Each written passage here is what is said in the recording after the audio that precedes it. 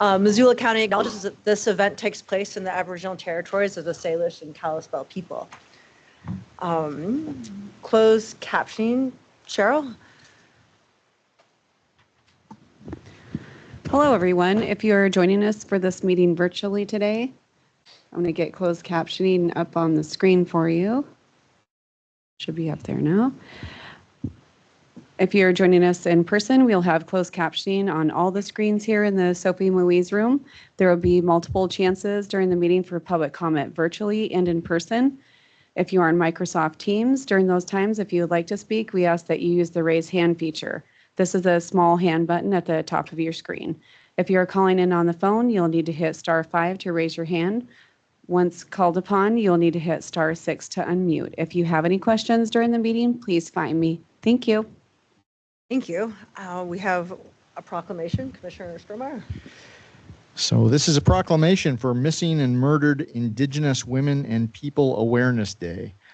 Whereas Missoula County and the city of Missoula join an international movement to raise awareness in Montana, the Great Plains, and the United States about the crisis of missing and murdered Indigenous women and people.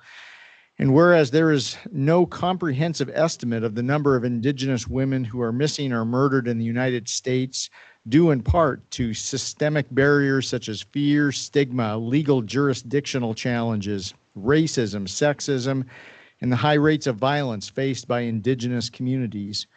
And whereas Indigenous women are 2.5 times more likely to experience sexual assault than non-Indigenous women, and 1 in 3 Indigenous women reports having been raped in her lifetime, and whereas domestic violence happens across all gender identities, and more than 84% of Indigenous women have experienced some form of violence in their lifetimes, with most violence against them perpetrated by non-Native men. And whereas Indigenous people are 4 times more likely to go missing in Montana than non-Indigenous individuals, and Montana is among the top 5 states for cases involving missing and murdered Indigenous women and people. And whereas Indigenous women experience a murder rate 10 times higher than the national average, and murder is the 3rd leading cause of death for Indigenous women and girls. And whereas the red handprint across the mouth has become a national symbol of the MMIW movement, honoring those silenced by violence, and the magnitude of violence against Indigenous women today is a direct result of colonization, disrupted tribal ways of life, and ongoing systemic injustices. And whereas in Montana, grassroots advocates, families, and tribal nations have built a powerful movement to search for loved ones, demand justice, and change broken systems.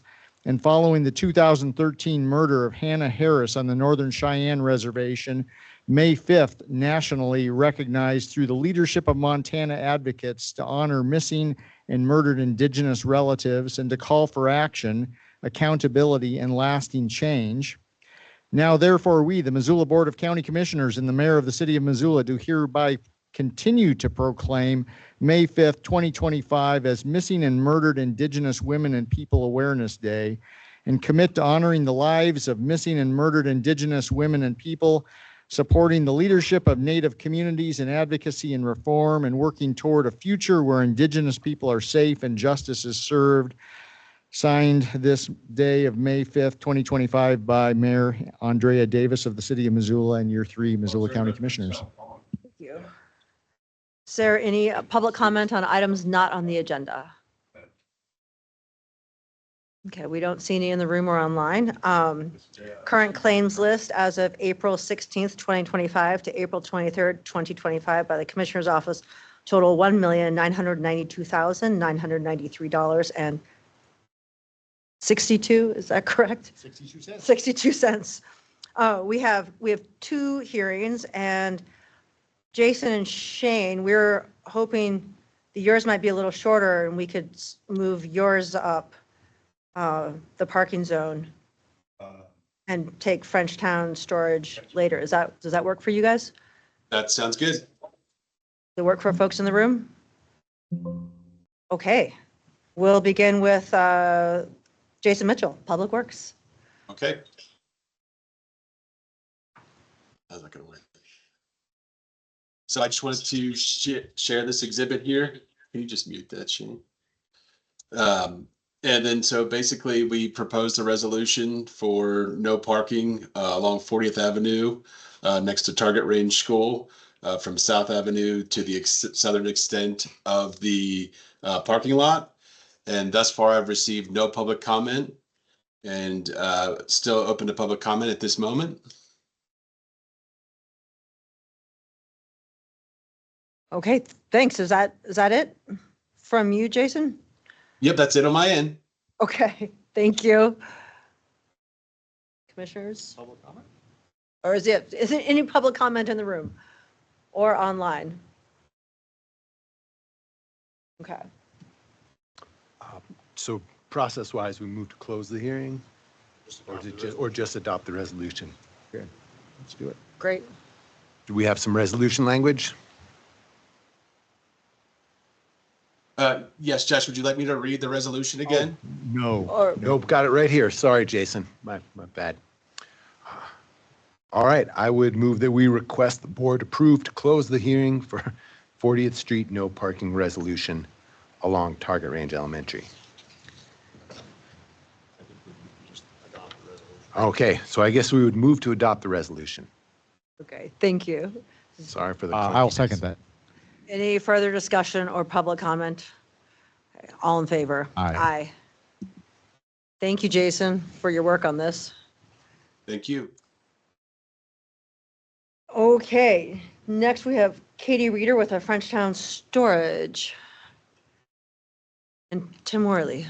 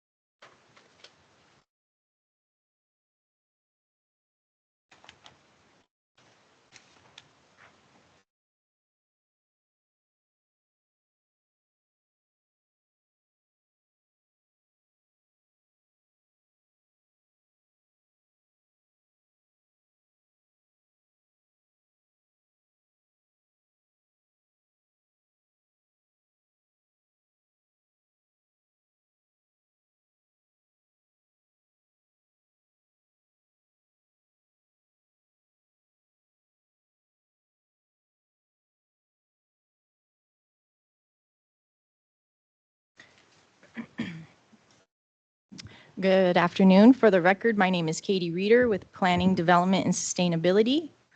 Today, I'm presenting Frenchtown Storage Units. This project was originally scheduled to come before you on April 11th, 2025. It is here now because the applicant updated their application to better address the impacts to the area. This is a proposal from Al Arneson. It's a buildings for lease or rent application. The location is 15601 Roman Creek Road, and their proposal is to construct 8 storage unit buildings with 132 units total. The applicant is being represented by PCI, and we have Adam Colson here to help us with any questions. Here is the general location of the project. And here's a closer look to the site. The property is currently vacant. It is approximately 5.05 acres and is accessed from Roman Creek Road at the intersection of Roman Creek Road and Frenchtown Frontage Road. The subject property is unzoned. The growth policy that covers this area is the 2002 Regional Land Use Guide and designates this tract as open and resource land, which aims to protect natural resource areas, limits development in hazard-prone or premature areas, and allow low-density residential use while encouraging agricultural, recreational, and forestry activities. The tract is located within the Frenchtown Activity Circle, a designated area for growth that supports community development and commercial use near Frenchtown.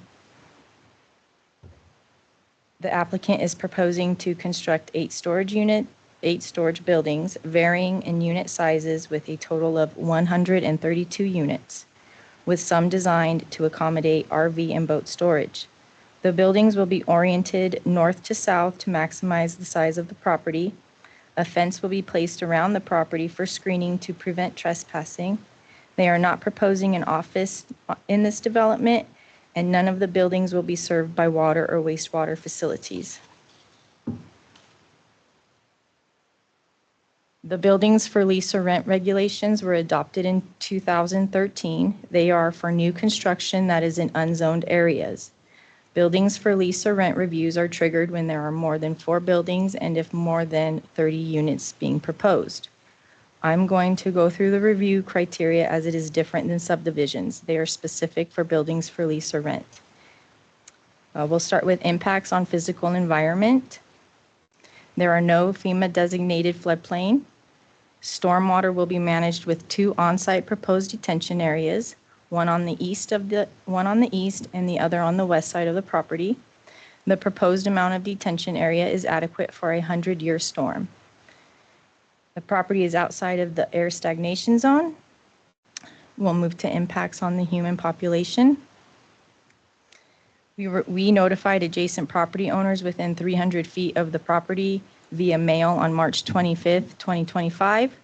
We received 1 email and many comments via Missoula County Voice, including a petition with approximately 35 signatures listed. All feedback strongly opposes the proposed storage unit development, citing concerns about safety, traffic, aesthetics, environmental impact, lack of need, and negative effects on the area's residential character. For concerns over the lighting at the site, we are recommending a condition of approval requiring a review of lighting with an emphasis on dark skies practices. To mitigate the concerns on incompatibility of the storage unit buildings with the existing nature of the area, we have proposed a condition of approval requiring the installation of perimeter fencing or landscaping.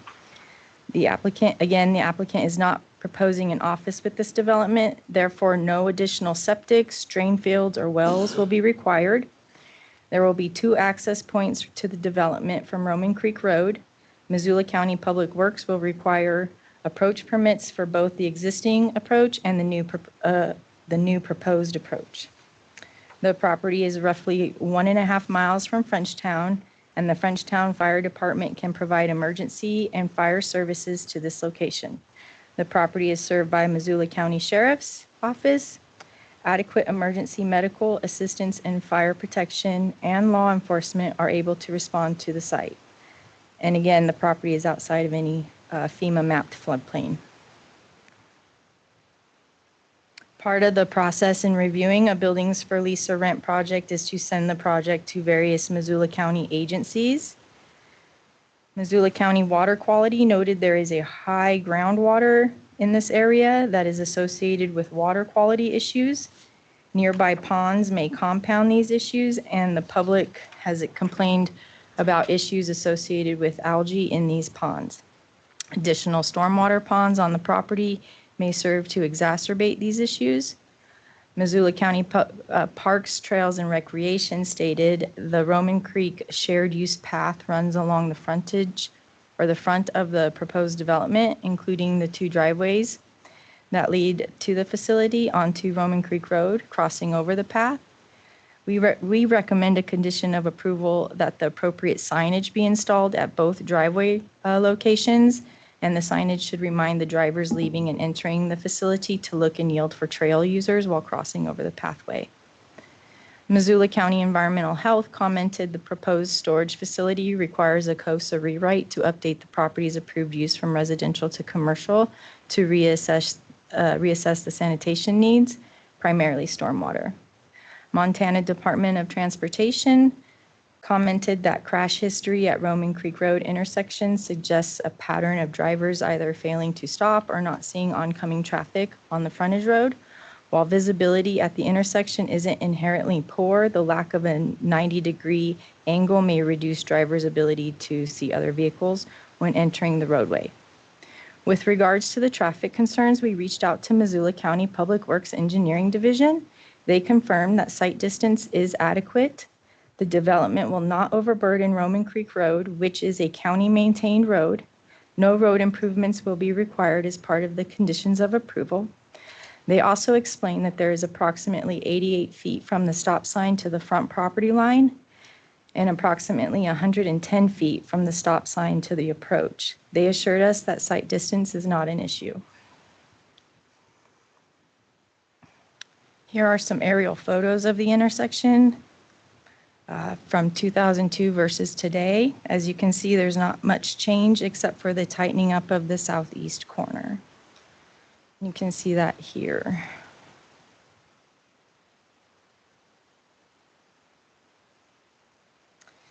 This is a photo taken behind the stop sign at the intersection looking north. And then here is a view of the property facing south, and you can see Frenchtown Frontage Road along here in the back. In conclusion, staff is recommending approval of this project with the motion on the screen before you. Thanks, Katie. Thanks, Katie. Is Adam from PCI, do you have anything to add? Adam Colson, PCI. Good afternoon. Katie summed it up pretty well.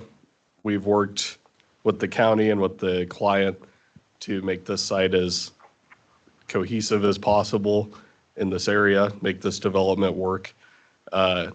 We agree with those conditions. We have already talked about adding a fence, even adding a fence and landscaping to kind of screen that site, help make it look a little bit nicer. We believe there will be no problems with stormwater. The signage, we're definitely going to create adequate signage, make sure it doesn't interfere with the frontage road. And yeah, the lighting as well. We agree with that. Make sure it's dark sky compliant. Maybe Make I'm sure- missing something with stormwater. Can you go, there's no stormwater needs on this site, correct? And there's There's no wastewater or water needs for this site, just stormwater. just stormwater, and where, thank you. Yeah, there's Jeremiah. two- I'm like, two I couldn't ponds. see it. Okay, 2 ponds on the site proposed. okay, thank you. Yep. And I'm sorry, did I interrupt you? Did you have, That's all I had to say.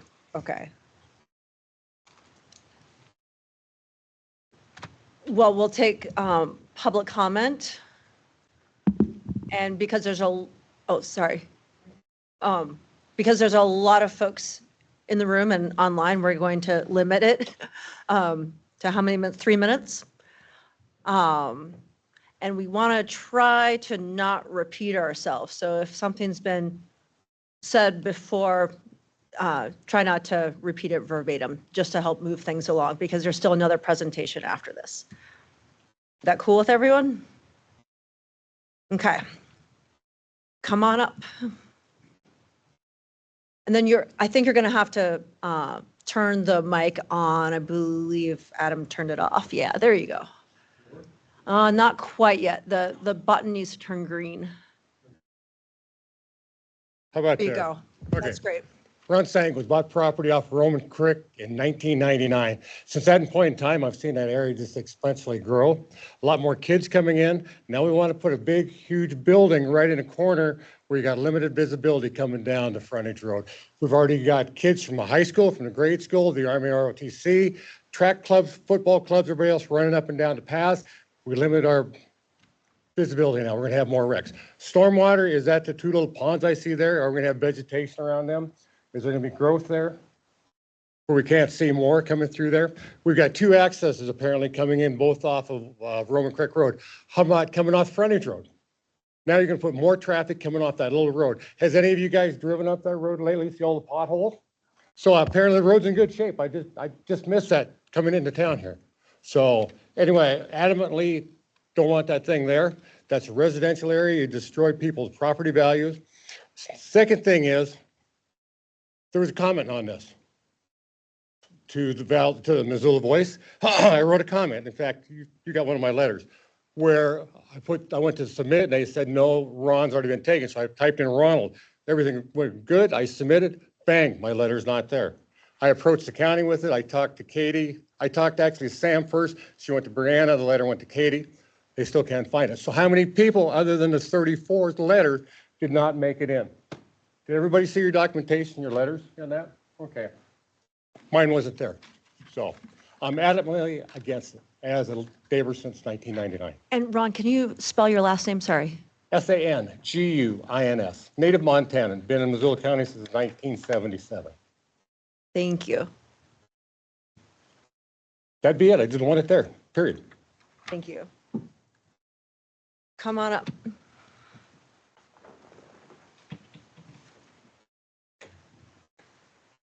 Thank you and good afternoon. My name is Bob Green and I'm a resident of Sorrel Springs. I'm one of hundreds of households where this intersection is the only point of ingress, egress that we have. And right now it's a very challenging intersection. It is inclined, it is curved. And so when you were coming off the frontage road, trying to get on to Roman Creek Road, you are heading right at the traffic that's stopped at the stop sign. That's most of the time. So your attention is that way. You're trying to make sure you're not going to hit that car, which takes about maybe 50, 100 feet. This access is another 100 feet down. Give you a whole lot of time to be looking out for a boat or a trailer that's stopped, trying to turn left into this installation. This is not a safe intersection already. This is going to make it worse. I'm adamantly opposed to this. Put that access someplace else. Put it on the frontage road. Make a left-hand turn lane. This is not good to go as it is now. Thank you. Thank you, Bob. Next.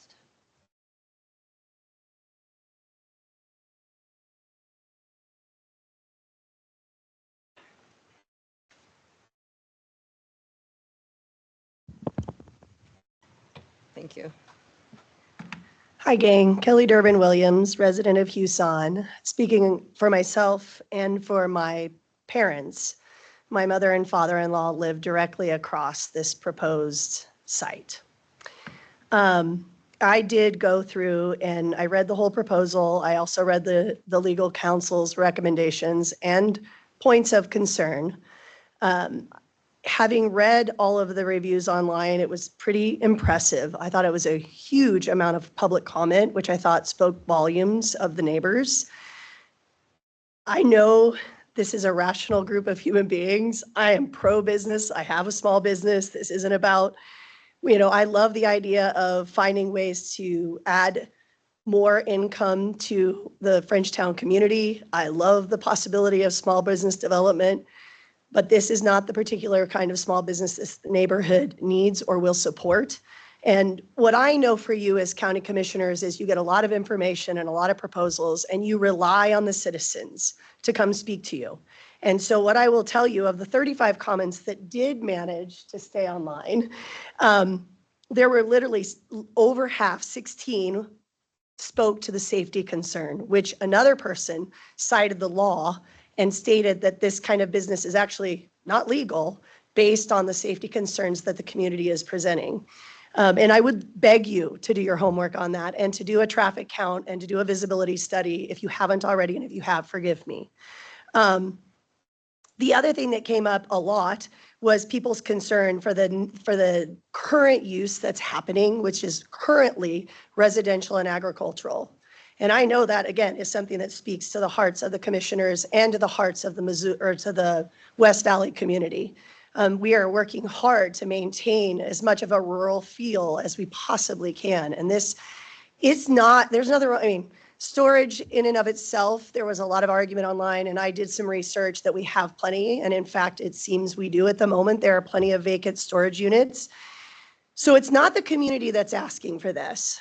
It's not the county that's asking for this. It is one person who owns the property who wants to run a business, and I don't blame them for that. That's their right. But it is up to the county commissioners and the neighbors to determine what is appropriate in an unzoned area. So again, all of the issues that came up, as much as you don't want them to be restated for the sake of time, it was a prevalence of safety, the bike path, our athletes, our children, our animals, the groundwater. This was fascinating. There was only one person in support of it online, And they literally said, this is a gravel parking lot and that's going to kick up dust, which we know is true in our area. But if you paved it, we'd be all right with it. Well, they own a concrete company. I thought that was fascinating. Having said that, it will be an eyesore and it will block the view of those 4 people that own those, my in-laws who built their home just 5 years ago, have a clear shot of the pond. And again, there's no, talk about view shed, talk about sound shed, talk about noise shed, all those things that I learned 15 years ago when I was on the community or on the council in Missoula for the, whatever it's called. Anyway, bottom line, this is broken on many levels, and I think we need to do more homework if you're going to remotely consider this. But the last one for me, having currently 4 teenage drivers, it's a dangerous corner. And my kids go to Frenchtown High School, and they drive that road every day of their lives, and it scares me to death. So please, please, please reject this. Thank you. Thank you, Kelly. Anyone else in the room? Okay, we'll go online. Oh, I'm sorry. Come on up.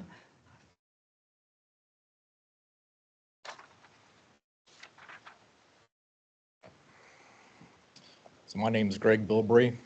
I live at, I'm sorry, Greg. You're going to have to get close to the microphone. I know you're tall. There you go. I live at 15700 Roman Creek Road. So directly across the street. And I'm sorry, Greg, your last name again? It's Bilbrey. Bilbrey. Thank you. Katie, you who cited this study in 2002, is that correct? For the intersection? Tim Worley with PDS. I think I could speak to that. Maybe we could go to that graphic, Katie. It was actually an aerial photo that showed a 2012 example of the intersection on the left-hand side, and then after Frenchtown Frontage Road was reconstructed in, I think, 2019 or so, that's the difference between the two. Why was it reconstructed? You would have to ask MDT. They reconstructed it from Huson all the way to the Y. A statement was made that not much has changed. Is that correct? From those photos? The photo on the right, I think, shows that the attempt to make it closer to a 90-degree intersection. Okay, less about the degrees. The statement was made that not much has changed. How many new houses are on there from 2012 to right now? We don't have that. You should probably direct your question directly to the commission, please. Okay, whoever can answer it. How many new homes there? We do not have that today. No, that's a shame. Okay, well, my house is one of them that is not in that photo. Also, how far away is the state park from this proposal? I need to look at a map, but a half mile? Okay, can you, I'm getting the drift that you might have the answer that you could tell us. No, I don't have the answer. Is this not all part of the whole proposal to know these? But can you keep going, Okay. Greg? We also mentioned that the traffic was not a concern. There's 138 units being proposed, is that correct? If everybody showed up at the same time, as unlikely as that may be, how is that not a traffic impact for Roman Creek Road? How am I going to get out of my driveway? You said they're going to reduce the lighting, talking about putting signs across the bike path so people can see. If the lighting is reduced, how are people going to see those signs? How are my kids going to be kept safe? How are the kids in the neighborhood going to be kept safe? How is everybody that uses that path going to be kept safe if there's no lights to see the signs? This is a ridiculous proposal. This is a residential neighborhood. Not a single one of you would want this going directly across the street from your house. Not a single one of you. This needs to be rejected and placed elsewhere where it's more appropriate. Thank you. Thank you, Greg. Okay, is there anyone else in the room? Yep, come on up.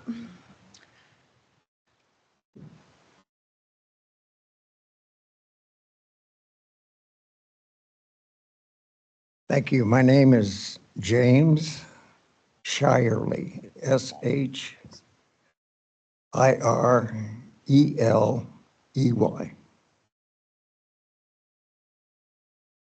I'm a current resident of Frenchtown. There's one thing that I have not heard mentioned so far. Frenchtown Frontage Road is a 50-mile-an-hour speed limit right there. It does not become a school speed limit until approximately 200 yards down the road. Extremely dangerous intersection. And trust me, people travel that frontage road at 50 miles an hour. You get a vehicle stopped there waiting to turn, and you immediately have a hazard from somebody coming from either direction. And that's one of my primary concerns, is the fact that it's a 50-mile-an-hour speed limit on that frontage road. Thank you. Oh, one other thing. I'm the one who brought you that petition with 35 names on it. Thank you, James. Okay. And the vast majority of those signatures on there are from the senior citizens of the Frenchtown community. That's what I'm here to represent. Thank you. Thank you.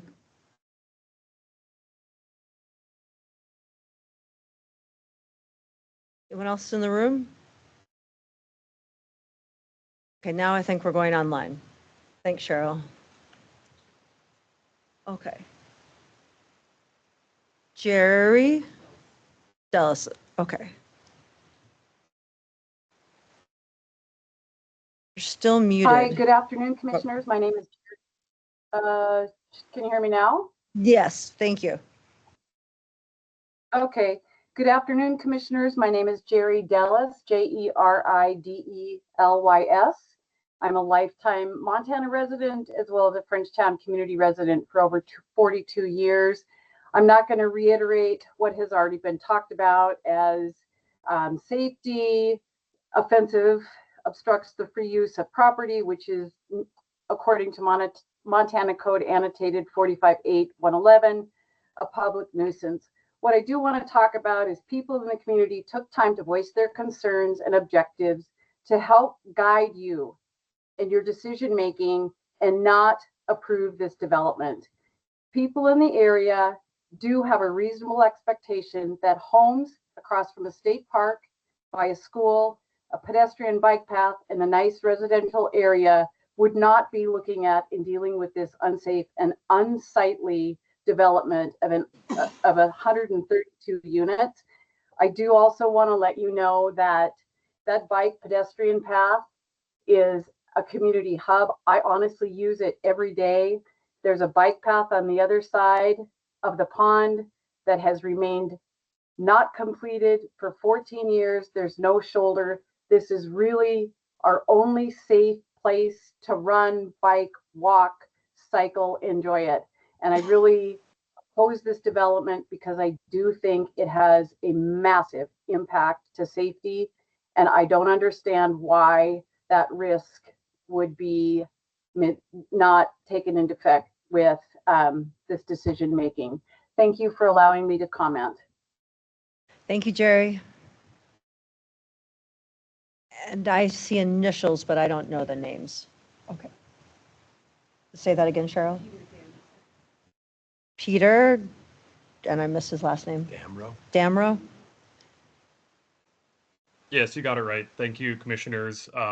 So I, along with my wife and our two daughters, who are aged 4 and 2 respectively, live in the third home that is directly across from his property, and would also strongly oppose it for all of the reasons that have been brought up today in the public hearing and have been registered as public comments in opposition to this development. Nothing that the owner or developer has included in the application has allayed any of the concerns we have regarding safety over our kids playing in the area or with the respective angle of the stop sign and intersection at Roman Creek and the frontage road. So for those reasons, we would strongly oppose it. And I would also just remind all of you that even though the developer and owner may have checked a few boxes in getting this application and submission to where it is today, that nothing in state law or the regulations compel you to approve this development as it is. And I would strongly encourage each and every one of you to listen to your constituents, those that have voiced their concerns over this development, and deny it accordingly. Thank you all. Thank you, Peter.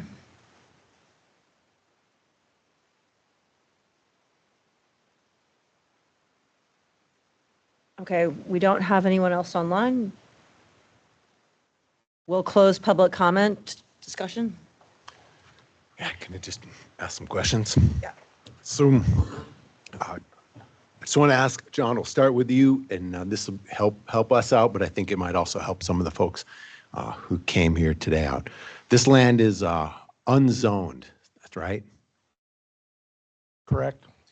What does that mean in terms of what a person can or can't do with that property? Well, it means that a person can do anything that isn't otherwise prohibited by law. There are no zoning restrictions. There's nothing in Title 76, Part 2 that restricts the use of this property. Are you all able to hear John's? Can you Sorry. repeat Yeah, that? Sorry. Because the property is unzoned, the person can do with the property anything that isn't otherwise prohibited by law. If it was zoned, they could do anything that was otherwise not prohibited by law and not prohibited by the specific zoning regulations that are applicable to that property. So why does this have to come before us then?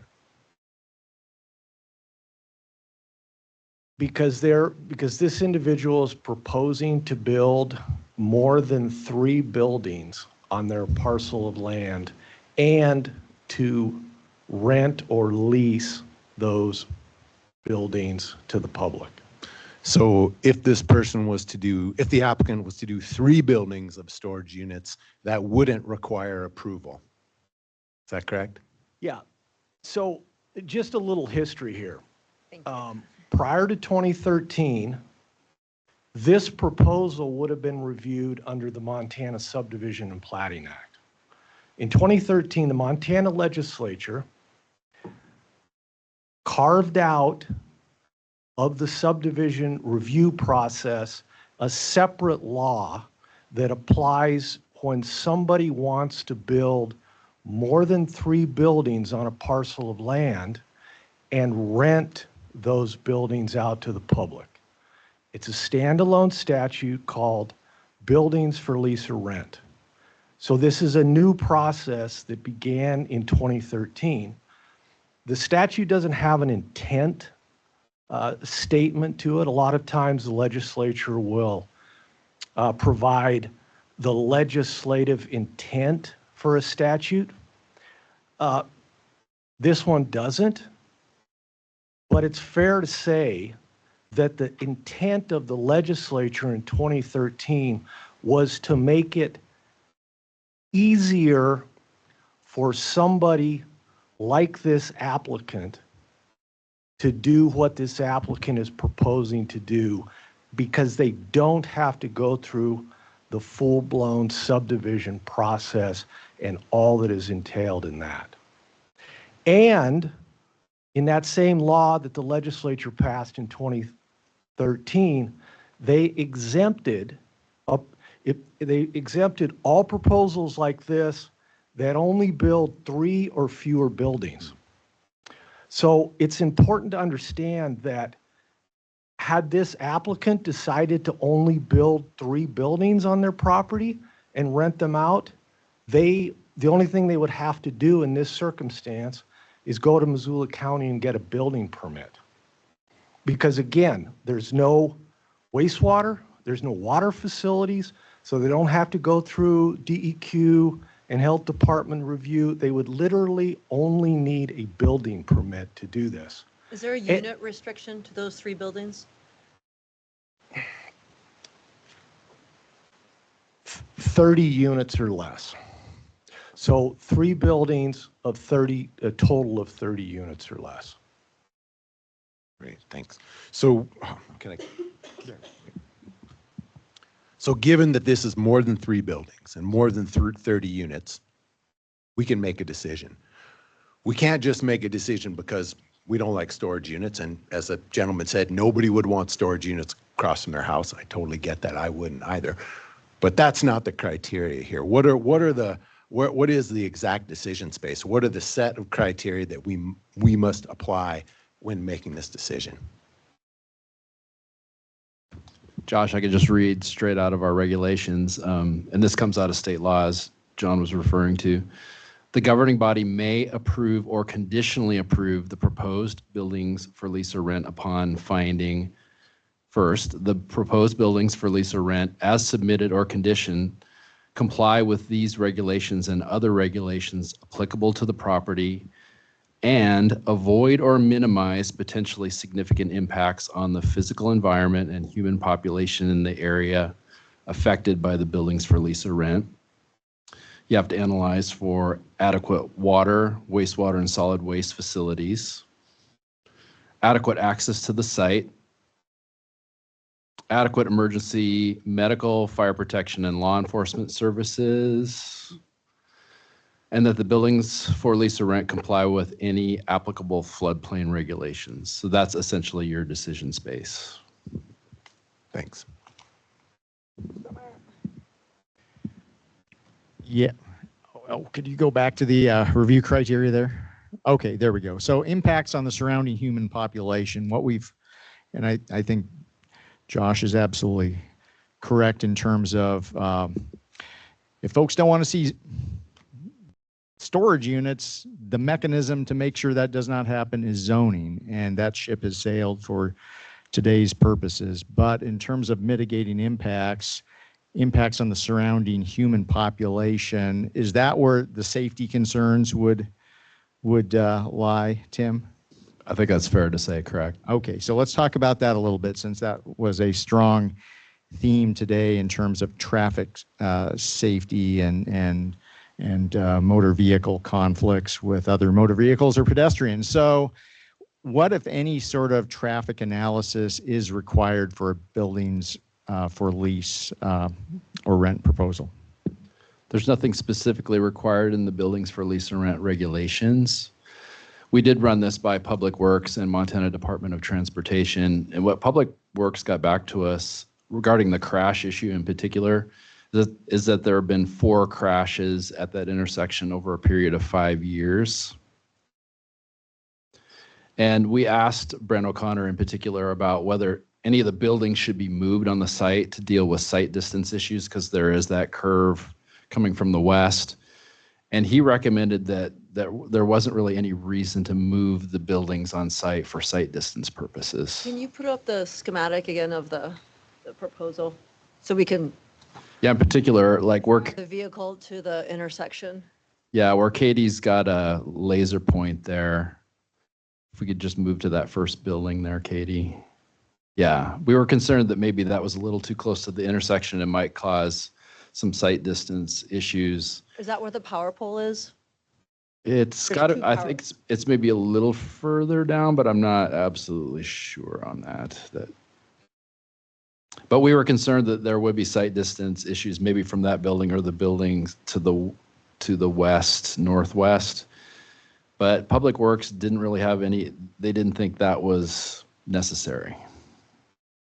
Okay, so I guess another question, and I don't know if this would be for you, Tim, or Katie, or perhaps Mr. Colson, just in terms of when it comes to storage units and projecting the number of folks who are using these per day or at any one point in time. I think it is highly unlikely, if not 100% certain, that we're not going to have every one of the renters of these storage units descend upon this simultaneously. But is there data in terms of usage of these sorts of facilities. I can answer that. Thanks, Adam. Yeah, so the Institute of Transportation Engineers releases a daily trips generator. These big books that have every land use and the averages based on their studies. And so what they came up with is that you get 0.28 trips generated per day per storage unit. So with our 132 proposed units, that would be 37 trips generated per day from this development. To give a reference point, if this was 5 1-acre detached housing, 5 new housing units, they give 9.5 daily trips generated per household. So that would be 47.5 trips generated per day for those 5 houses. Okay, thank you. We go back to that intersection again? So where you're, actually, maybe the line drawing was more helpful, sorry. With your cursor, you drive all the way past, what's the space between the frontage road and the first building? I guess what I'm getting at is when you drive your vehicle to the intersection, you've gone past all the buildings and you do have clear line of sight left and right. Is that correct? Okay, and is there anyone from Public Works or MDT online? Yeah, this is Shane Stack with Missoula County Public Works one. Thanks, Shane. Can you kind of talk me through this intersection? And Sure. I guess from a safety standpoint, I think, it was already pointed out the number of crashes. And we get that crash data directly from the Montana Department of Transportation. It was already pointed out too that the Frenchtown Frontage Road was reconstructed somewhere in the 1819 period. When that was reconstructed, Roman Creek, the intersection was realigned so that it did approach the Frenchtown Frontage Road at a 90-degree angle so that you could see quite a bit easier left and right while looking for traffic. So I don't know that there's an issue with the alignment of the intersection. Third thing I would say is just looking at this, there's plenty of sight distance when you are at the intersection to see left and right. So from that standpoint, I don't know that there's a safety issue. So I don't know if that helps you, Juan. And then also folks had concerns about stopping and turning onto Roman Creek Road coming from either direction on the frontage road. Can you speak to that at all? Well, obviously there's no turn lane, so there's always the potential risk, or at least I don't believe there is a turn lane. I'm going off memory on that, but yeah, so there's obviously there's a potential risk there. But honestly, whatever development goes in here, it generating traffic, you're always going to have that. And I think that the representative pointed out that if you put 5 homes there, you're generating more traffic. And so from just from the trip generation standpoint, there's not much difference, frankly. Okay, thank you. And John, I had a question. Kelly Durbin Williams asked about the 16 safety concerns and legality around it. And I wasn't sure what. I'm not sure what she's talking about either. So she mentioned a legal analysis, and I haven't done a legal analysis. I can tell you which law I was referring to. Okay. So I'll just give it to you. Sure, and I didn't read all the comments. It's okay, Kelly Durbin Williams. It was specifically, and this is how it was listed, and I will tell you that I did not fact check, so maybe we can do that. Code 45-8-11, public nuisance, and then it goes on to describe what a public nuisance means. And it's a condition that endangers safety or health, is offensive to the senses, or obstructs the free use of property so as to interfere with the comfortable enjoyment of life or property. So that was the law that was cited by a couple people. And the last thing, while you guys are on this topic of safety, It's not as, I mean, visibility is a challenge. It's the speed. And the proposal for this property specifically is requesting that these be for campers and boats. I don't know about you guys, but when I come off of a road onto a 50-mile-an-hour highway with a boat or a camper, it's slow going. And the second thing I would add to the safety is we have high school drivers. Need I say more? Thank you. Thanks for clarifying that. Sorry, go ahead. Do you want me to talk about the issue of Yeah. public nuisance? Yeah, I mean, there is a concept, and it's been codified in law, that was just referred, it's a public nuisance. And, you know, it does provide a remedy for the public to go to a court of law and argue to a judge that some activity is creating a public nuisance and should be stopped or abated in some way, okay? But the buildings for lease or rent statute doesn't reference a public nuisance. It doesn't require an analysis of whether or not the proposal will constitute a public nuisance. I do not question the sincerity of people in this room when they allege that this will be a public, if this goes forward, this will be a public nuisance to them. I'm sensitive to that. But until there's some sort of judicial ruling that this is indeed a public nuisance, it's simply that. It's an allegation. It's just, I mean, it's a basis of expressing public comment as to why this shouldn't be approved. Is that helpful at all? Not really? No, it is. Did you have anything? So I just wanted to be clear here that the piece of this that would be, I guess, our decision space would be around the impact to the human population. Yeah. And it sounds like there are safety concerns for sure, and our traffic engineers believe the sight lines are all right. But that isn't the extent of human impact. Right? People have to look at this. It is in their midst, and no one would want storage units in their midst.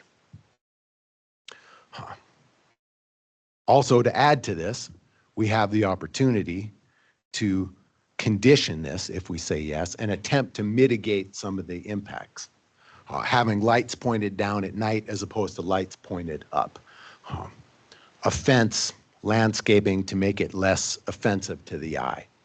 And if we were to say no, the applicant could build 3 buildings and 30 units with no mitigations, nothing about lights could be blaring straight out at the people across the street if he wanted to. And there'd be no landscaping, probably a chain link fence to prevent theft, but something even uglier than storage units. And I personally believe storage units are ugly.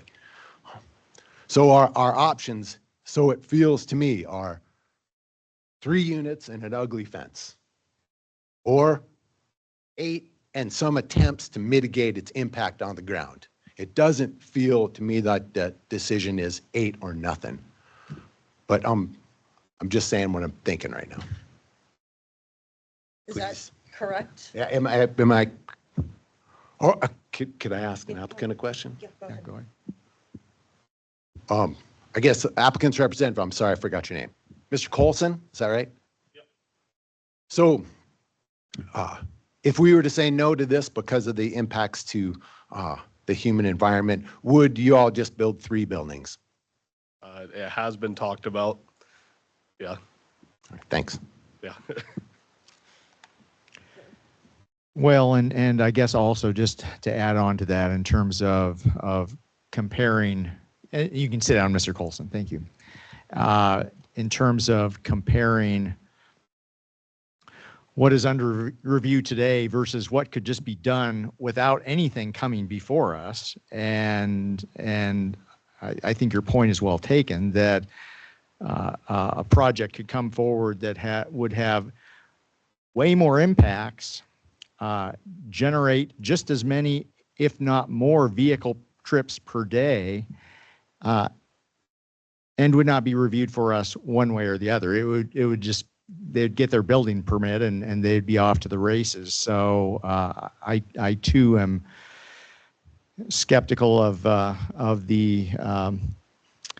just in terms of the decision space that we have today. I'm skeptical that if we were to say no, that the result would be any less of an impact than what we're able to do today by way of mitigations.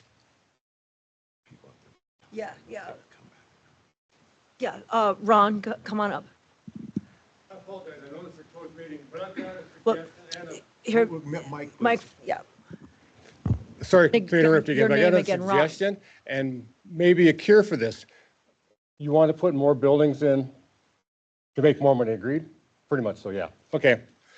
Why don't you buy your cousin's land? His cousin owns the land right down the road that's for sale. That would have no effect on that junction at all. Alexander is his cousin, as Mr. Alexander told me. Why don't they move it down closer to Frenchtown?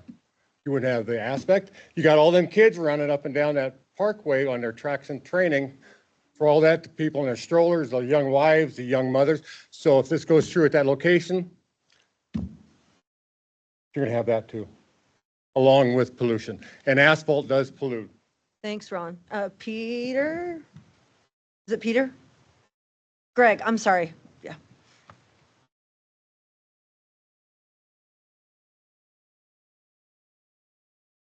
So on the question of just simply reducing the number of buildings to 3, to not have to go through any type Can you of, get a little closer to the mic? Yeah. to not have to go through any type of process, that does not necessarily mean that's going to reduce the traffic, because would the applicant be able to simply lease or rent parking spaces that did not require building?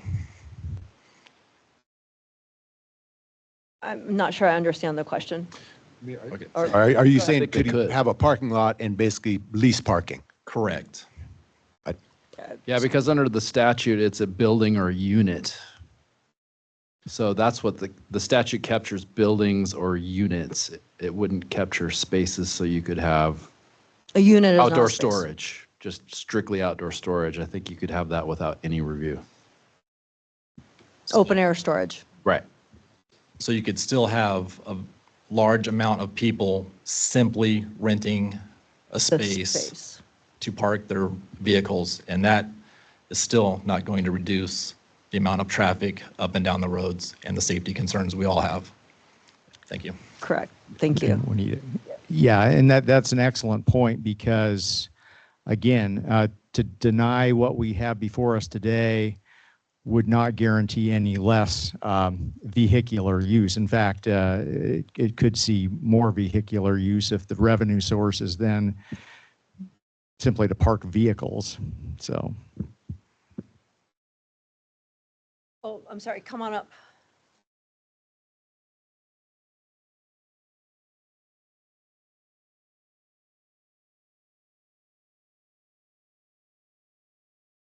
Jason Williams.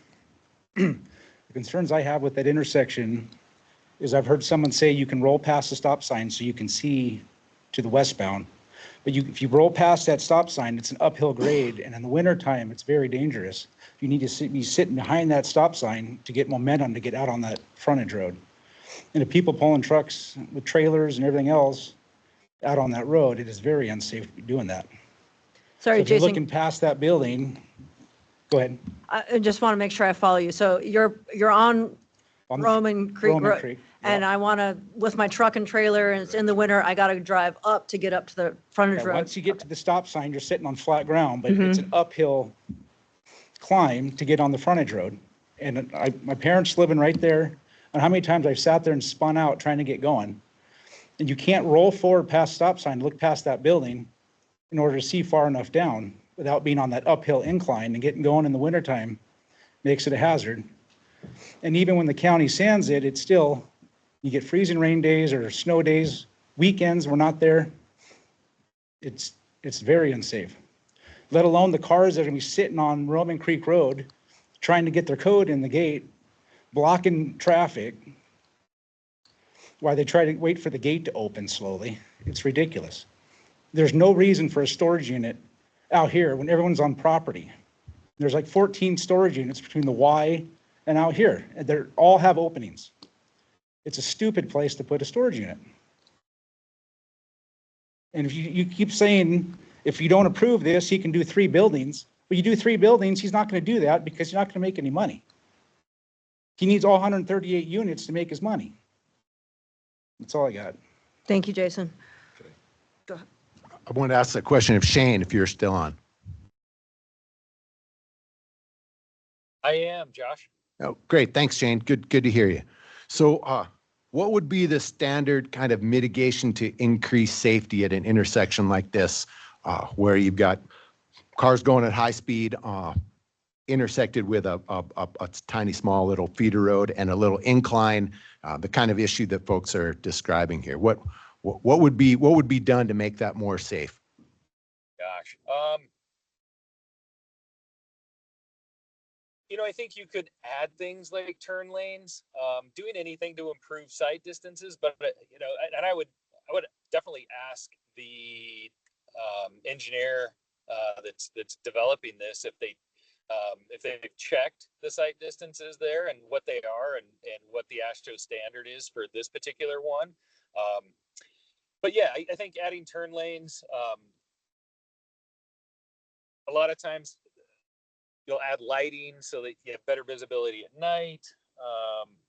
Gosh, Josh, those are a handful. Okay. But yeah. All right. Thanks. Adam, did you have anything to add to that? I mean, Turn lanes yeah, come on up. Come on up. Yeah, did you consider AASHTO standards and turn lanes and lights, et cetera? After seeing the traffic that we would most likely be generating and the distance that you can see based off of where we place the buildings, we didn't really talk about that very much. Thanks. Thank you.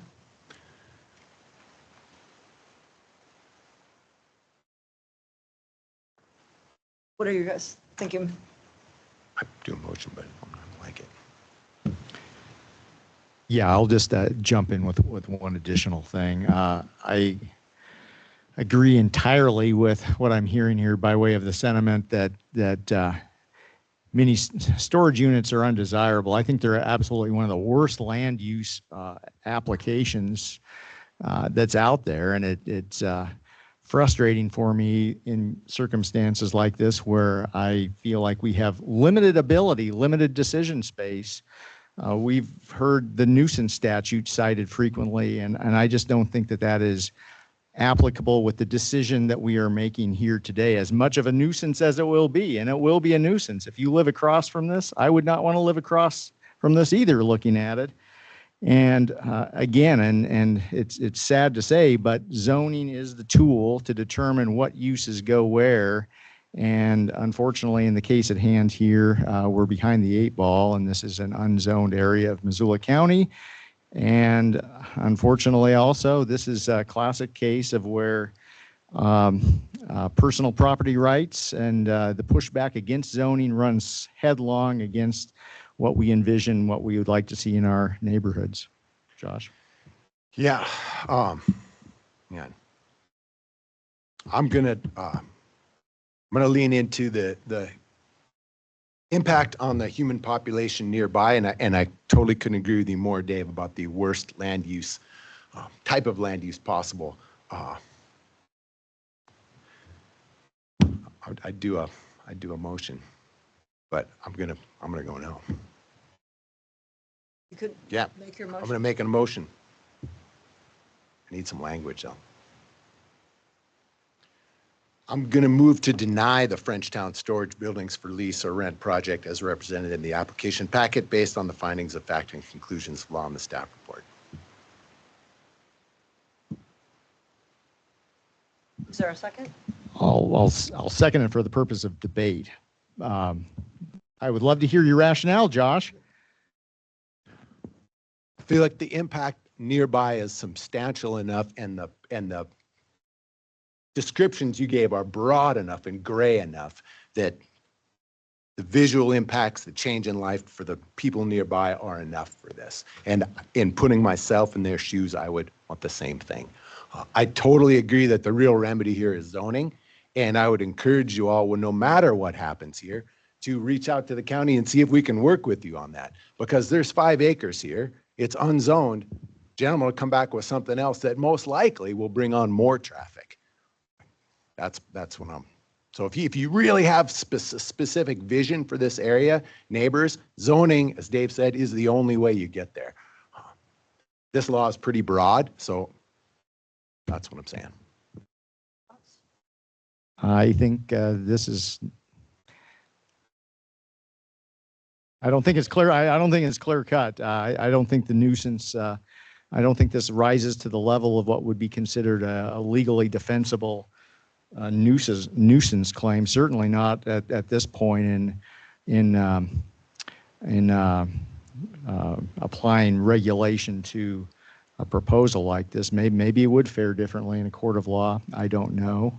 I get it that there's impacts, but I'm just not quite there.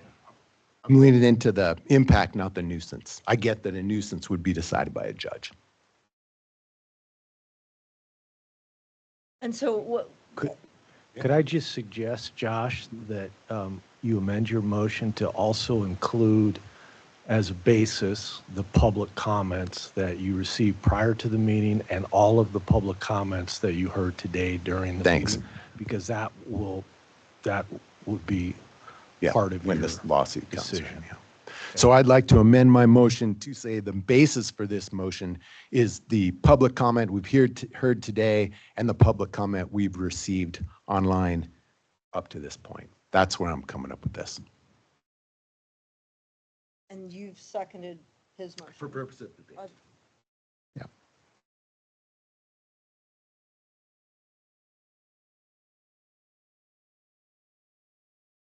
And so what's the process?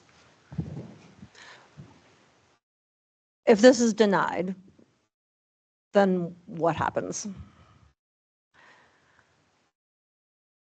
The applicant has 30 days from the day that you issue a written decision, and you will issue a written decision regardless of your decision that will have findings of facts and conclusions that represent all of the things that are in the motion on the screen, as well as public comment, and then that applicant would have 30 days to appeal the decision to district court and ask the court to determine whether or not you made an appropriate decision. Okay, and then if it's approved, what recourse do upset neighbors have, or what's that process? It's the same timeline from the date of the written decision. There's 30 days for an aggrieved party to make a decision, but this. An aggrieved party can be a person within 300 feet or. No. Okay. The only private citizen who can challenge your decision is a property owner that is contiguous to this property.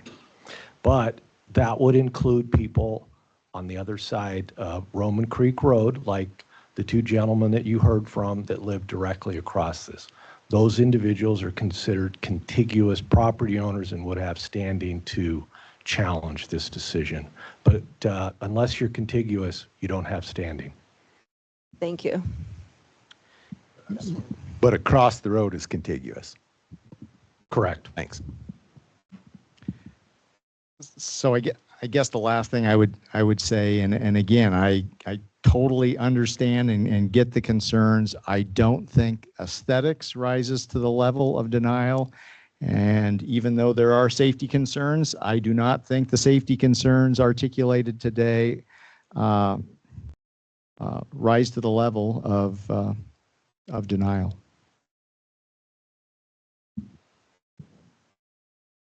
Okay, and I have to unfortunately agree with Strohmeyer because for all the reasons stated, we don't, no one's excited about storage units, but I really don't feel that we have solid legal standing to deny this.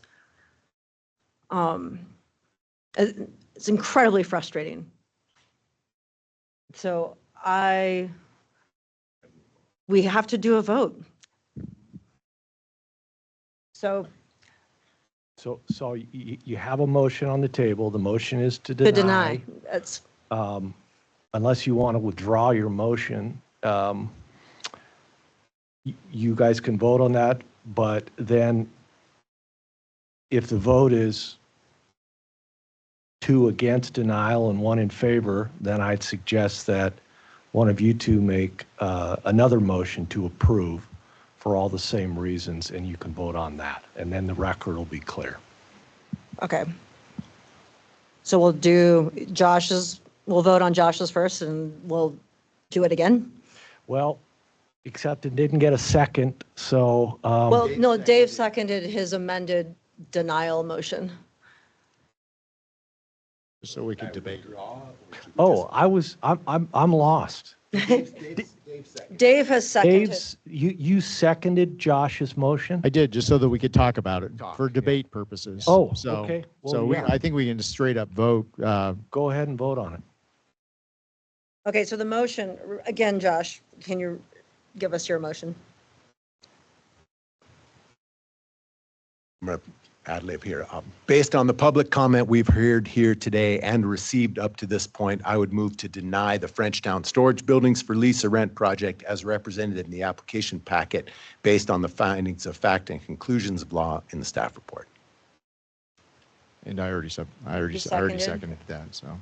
Okay, so all in favor, aye? Aye. And all in favor, no? No. Nay.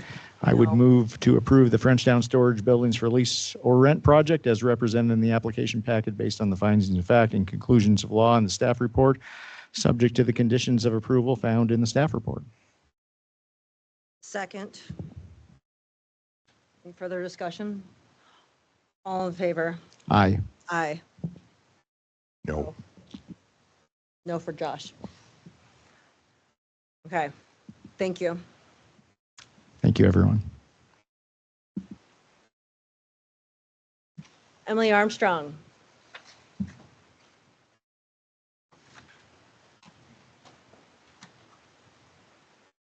Modeling civil discourse. You're right. Yeah.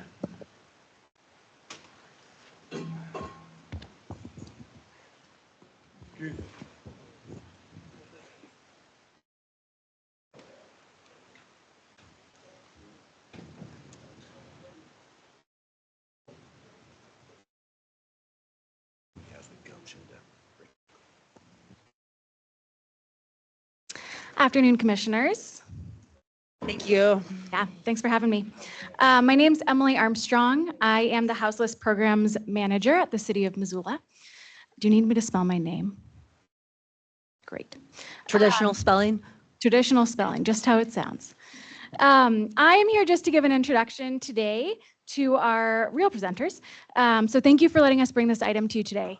I'm going to turn it over here shortly to 2 of the members of the leadership group that created the On Our Way Home, Missoula's community houselessness strategy.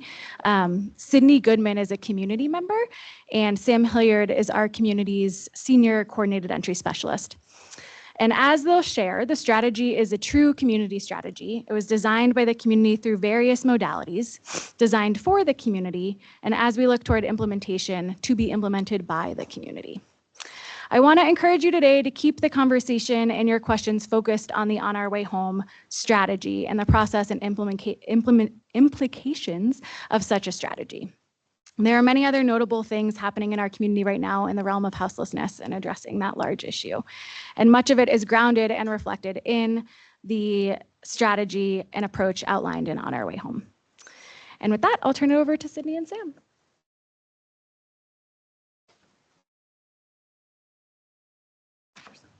Thank you, Emily. Hello, Commissioners. Thank you for letting us be here today. My name is Sydney Goodman, MAN, and I'm excited to be part of this presentation for you. I have been a fourth-generation Montanan, and I have lived in Missoula my whole life. And this hits home for me because my experience also has to do with lived experience of homelessness myself. So this really hits home for me, and I want to bring it to the community to get a lot of engagement and adoption at the end of it. Awesome. Yeah, and I am Sam Hilliard, Hilliard, and I was representing the Missoula Coordinated Entry System, which is also my position at the City of Missoula. I will just jump right in. Of course, On Our Way Home is not the first community effort that we have had in Missoula to address houselessness. It really harkens all the way back to 1993 with the creation of the At-Risk Housing Coalition, which still exists to this day. And then the last plan that we had was Reaching Home, Missoula's 10-year plan to end homelessness, which ran from 2012 to 2022, during which time the Missoula Coordinated Entry System was created, which during the evaluative process of Reaching Home upon its conclusion in 2023 was one of the pieces of that initial plan that folks elevated as of very high importance. It is a system of community collaborators and really asked us to look at how we were serving folks that were experiencing houselessness and working together to do so in a non-duplicative way. And that system continues to grow still to this day, and is why we have such a strong foundation of community collaboration. After that evaluation was finished, of course, we spent 2025 in the leadership group creating this new plan, On Our Way Home. So just a tiny bit of context and history about what's been done before.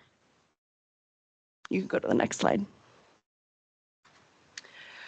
The purpose of On Our Way Home, of course, as me and Sydney and others on that leadership group can attest, talked for months and months and months about what was most important as far as the purpose of this particular plan strategy, and a lot of priorities came up, and we discussed a lot of things and looked at a lot of data, but whether that was from the Coordinated Entry System and Homeless Management Information System, focus groups held with folks with lived expertise, interviews with service providers, community town hall events, and just local expert input broadly.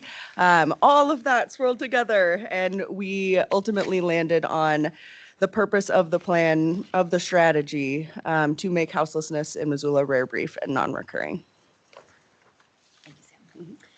So as we had 16 members in our community that came together for our discussions, and we were all meeting for all of 2024 through the beginning of this year. Some of the primary needs, of course, that we've identified. I'm sorry, go to the next slide, please. I don't know if I can ask that too. The primary needs that we had identified in our group of 16 members, of course, is to end houselessness. We need to have housing for our. Can you advance one more slide? Yes.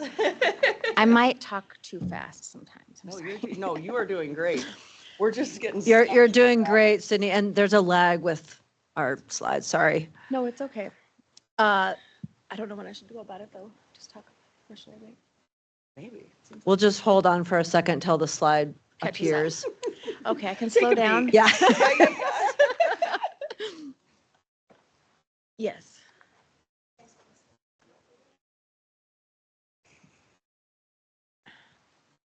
More. One more. There we go. We got here. Thank you. Thank you so much.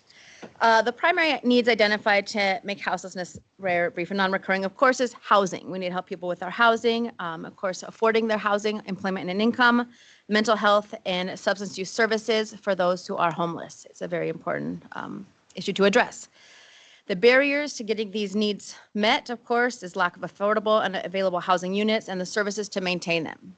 So the people who are struggling with different issues in homelessness, mental health, substance use, joblessness, whatever, we're trying to get all of this addressed in our needs identified. The lack of funding for these services, for these care providers, and for people who are working is a big issue we've identified and need to get addressed. And the lack of capacity, again, for service providers, for people who need to find these jobs. We just have a lot of issues we identified as our family, or as our group, and these are what our presentation today is going to kind of address in in this presentation.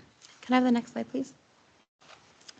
Therefore, we're going to elaborate in more detail these primary strategies that we believe are to help homelessness in Missoula become rare, brief, and non-recurring. Certainly to right-size the number of beds and associated services for people who need them. That is a very big issue to address and something that community members seriously need, to right-size the number of beds and services for their homes, including affordable housing. This is a big issue that we really have to think about collaboratively as a community to do. We also have a strategy to secure funding for high priority activities. We recognize that securing funding, especially at this day and age and with different events happening, Johnson Street included, things are really tentative and kind of a little shaky right now, but as our goal to push this forward, we need to have these strategies we think will be helping our community. The last strategy we're going to discuss today talks about supporting the increase for capacity, for provider capacity, because the people who are already doing the work on the ground are doing it, and we need to figure out how to support capacity for them to increase for more people. Thank you. Yeah, thanks, Sydney. One more. Yeah, you can go to the next slide. One back. We spoke too fast. It's the leg. How we intend as a community to measure the changes towards the goal of rare, brief, and non-recurring are by evaluating, monitoring something that we're already doing in the coordinated entry system, which is a reduction of overall houselessness, just broadly speaking, which affects directly that rare piece. We want folks to get into housing, right? I think the entire community wants folks to get into housing and to be able to maintain that housing. One other measure of change we will have is a reduction of chronic houselessness. Chronic houselessness is a specific definition from Housing and Urban Development, which includes a long period of time that someone has experienced homelessness in addition to having a disabling condition.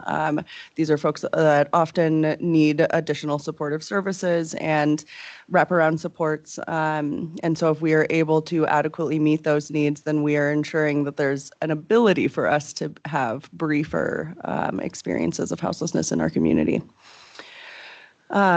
We also included in that is reduction of unsheltered houselessness. These are folks that are not utilizing any of the emergency shelters for a variety of reasons. And then very, very much important and discussion for many, many meetings was the importance of housing stability for formerly houseless people, such that, right, when we're talking about especially those individuals that have experienced chronic homelessness, moving into an apartment is a transition and requires special attention and support to maintain.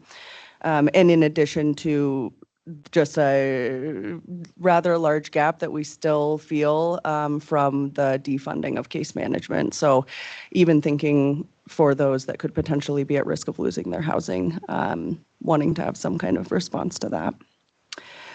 You can go to the next slide. We're going to talk through the strategies now.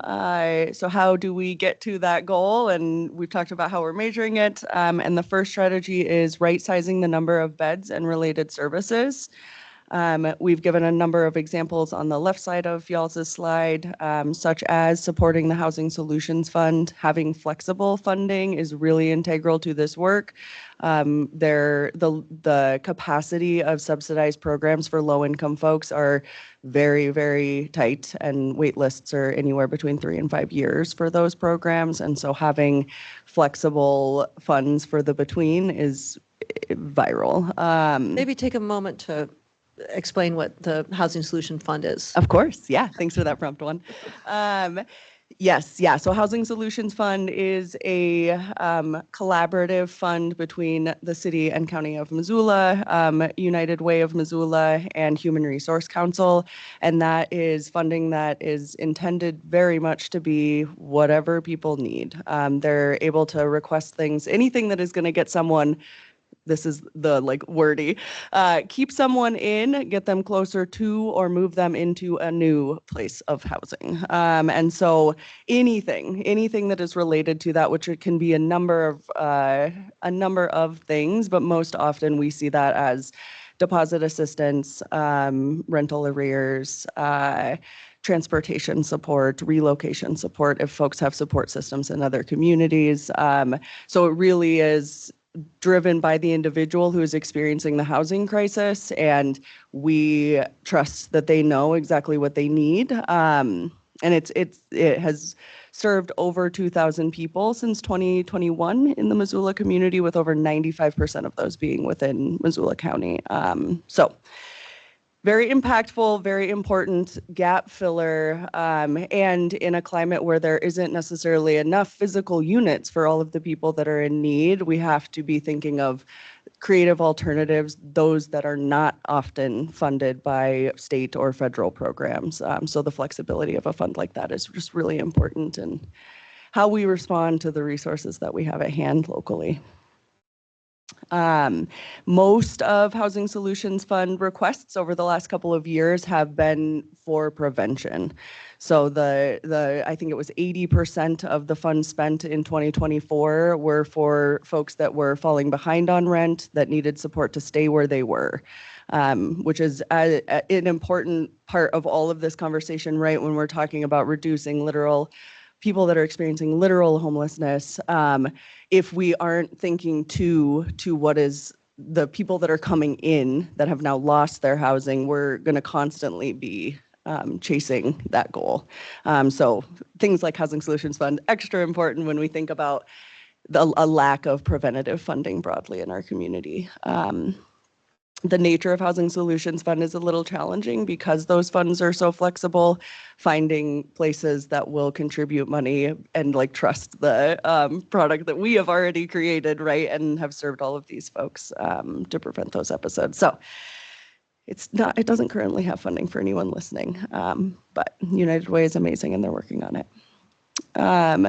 Some other example strategies for right-sizing the number of beds and related services are to increase and diversify permanent housing options. When we're saying right-size the number of beds, we are not just speaking to emergency beds. This means beds that people could live in permanently and call their homes. And then prioritize services that support housing access and stability. How we will measure progress on right-sizing the number of beds and related services are narrowing the gap between the need and the resource. We want to increase available beds and housing units and services and decrease the number of people who need those resources. Yeah, I'll stop there. Thanks. Thanks. Of course. Go to the next slide, please. Okay, and so for strategy B, and also just to bring up, these strategies. These strategies we're proposing are all listed with examples, but we know that this is kind of a flexible issue because we are only proposing a way to help end homelessness in Missoula, make it very brief and non-recurring. So for strategy B, we talk about securing the funding for high priority activities. The example strategies we have are the goals we have in our strategy here is to annually name the highest priority, highest funding priorities that we come together to see. This is a 3-year proposal that we have, or 3-year, is there a better word I can use? 3-year strategy that we have, 2025 to 2028.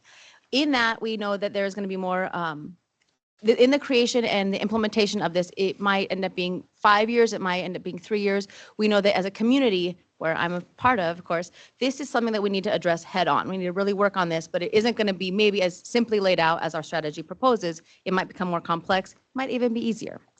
In this example strategy, in our example strategy, we talk about leading the community-wide fundraising efforts, again, because our community is impacted from homelessness, whether it's storage units that are unsightly. The homelessness issue is not a convenient issue for any of us. Example strategies also include, this one includes the info sharing and outcomes reporting for those service providers, for community members. We want this to be a full engagement. We're going to measure this progress by securing at least 3 to 5 substantive new funding sources to support the highest funding priorities that we're all going to be meeting together to determine. Can we go to the next slide, please? Strategy. Sorry, Sydney. Yeah, Yes.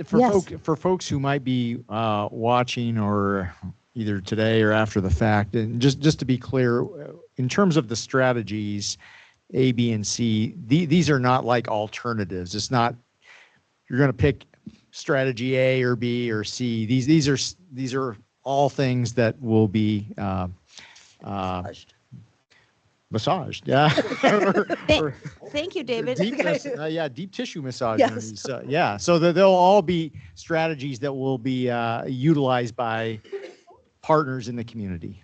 Thank you. Yes, David. In fact, that's, Okay. that's exactly true. I'm glad I got that right. I was going out on a limb. Thank you. there. Yeah, and this is not something that we're looking forward to have. We're going to do strategy A and then B and then C. From my understanding of our year doing this process, this strategy we're proposing today, this is going to be all kind of interlaid together. And as the community, we need, it can't be one organization, one person. We're all going to have to work on this, and being aware of where we're trying to go is what we're working to accomplish. Thank you again. Strategy C is talking about supporting the increased capacity for provider organizations. Again, because the need is great and many, the need is great and varied, right? We have a lot of different people that have a lot of different needs. Houseless homes is one of the major components of this, including the mental health services or substance abuse services. So supporting the increase for in capacity for provider organizations. For this example strategy, we are focused on investing in training, support, and resources for providers and staff. The community-wide volunteer recruitment and management, and recruitment and retention support. And this makes me, of course, lean into organizations like the Housing Solutions Fund, which really helps people, the Human Resource Council, which really helps people, the Poverello, which really helps people. These are all people that we were grateful to have in our meeting over the 12 months. Was a lot of voices, 16 voices that came together to say, we have been working on this, or we see this need, and we're trying to get all of this addressed in our strategies. We're going to measure this progress by keeping the provider employee turnover rate below the national average. And correct me if I'm wrong, I think Missoula has extraordinarily good numbers already. I think the national average is 19%, and we are below that. So we already are taking care of our staff who are trying to work. What was the national average? I think it's 19%. 19. Wow. For turnover rate. Yeah. For It's a dangerous game. So we already have in our community a lot of people who are, with their passion, I suppose, working towards these goals, and we're trying to continue keeping that low, in fact, lower than national averages as we are already. We're going to measure this progress by provider employees receiving quarterly training so we can stay up to date, and we're going to be able to pivot to the needs as they come up. Having something like a farther than maybe 3-year plan is maybe too far stretched for all the needs that are going to come up over these years, and we might need to really have some modifications within the first 12 months. Or not. I'm just saying we're open to being flexible to the needs at hand. And the last measurement we're going to use to assess our strategy C implementation is going to be improvement in care for people served. And that is going to specifically, it's going to be easier in, for example, Sam's position of what she does for our community, we can see the people who are not homeless anymore are going to be suffering from a lot less mental health issues. People who are not struggling through drug addiction and being homeless, they're going to have a lot less, we're going to be able to measure the progress of the people who are being served. Yes, you did good. Next slide, please. Oh, you're already at it. Yes, to Sydney's point earlier, I think something that we heard resounding across all of the places that we were either receiving information or talking with community members was that no one wants to see folks experiencing homelessness in our community. I think the methodologies of how we do that vary, but the ultimate piece being that no one wants to see folks unhoused in Missoula. And how do you do such a, maybe what some would say Herculean thing, but that we believe is wholly possible? And that is by exemplifying the role that each person in the community has. This is not going to be solved by one organization or even a collection of organizations. It really does require collaboration from neighbors, from community members, from people with lived expertise, certainly city and county governments, the faith community. I could list off all of these little squares on this slide, but the message really being that everyone has a part to play. And as long as there is a curiosity around that, we have drafted some examples of ways in which these different community members can participate, including the business sector as well. Those examples are on page 8 of the strategy, but to give you a couple examples, city staff provide staffing support, resources, and administration. The faith community might partner with providers to meet goals through fundraising, collaborative projects, and volunteering. There truly are ways for everybody to impact this, and sometimes it's even just staying abreast to the concerns and issues that are facing the people that are experiencing it themselves.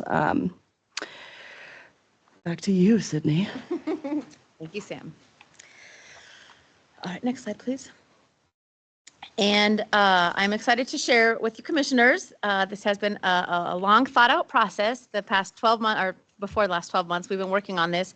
We've been able, gratefully, to have our presentations to some community organizations so far. I am so happy to share with you that in the presentations we've completed, we do have the list of these. Let's see, there's a list of these 7 organizations that have already adopted our strategy. And I guess for the next slide on that. That includes, again, we've tried to reach out to all the organizations that are already kind of doing the work on this, the Human Resource Council, Homeward, we have Hope Rescue Mission. We have a lot of members in the community that are already working on the ground that we are able to present to them and say, we're doing this together. We want to get the community involved. And of course, we know that we all need to do this together, as has been stated a few times. So here's our list of 7 organizations that have once already adopted our goals and our strategy here. And adoption is what we're looking for is, again, the community to be aware of, involved with, and on board. That means that we're going to be. You're good. Okay, that's the next one. No, you're good. Okay. Keep going. Keep going. You just naturally weaved into it. So sorry. Didn't mean to distract you. That's great. Thank you, everyone. And so, as it says on our last slide, or not, as it says on the slide here, and as an important part of the community, Missoula community, responding to houselessness, which we're all affected by, whether it's we're driving and we see on the streets, we know about the current Johnson Street that's closing down, the other issues that are faced. And I just want to mention that doesn't include the number of people who are living at their parents' house or their friend's house or in their car. This is addressing all the people that we can find in a point in time. But the real issue I want to just mention from my experience is much more substantial than people are always aware of. So that being said, the adoption that we are looking to gain from you commissioners today, and we're trying to get it broadcast out to our community here, is having your name on the strategy's website, supporting our philosophy of the strategy, being an active participant in implementation. And it kind of feels like it's maybe big, but again, as a community, we have the opportunity only together to do this. This isn't something that can be done from simply one organization or one person, so to say. But together, I know that we can help work on our goal being met, making houselessness rare, brief, and non-recurring. So for adoption, again, to be aligning your decisions with the strategy over the next 3 years that we have provided information for. I'm gonna let you, No, you did good. Sam can take it from here now. That is the end of the presentation. So our formal request today is an adoption of On Our Way Home, the Missoula Community Strategy to address houselessness. Thanks for your time again. Yeah, thank you, thank you. Any questions or comments?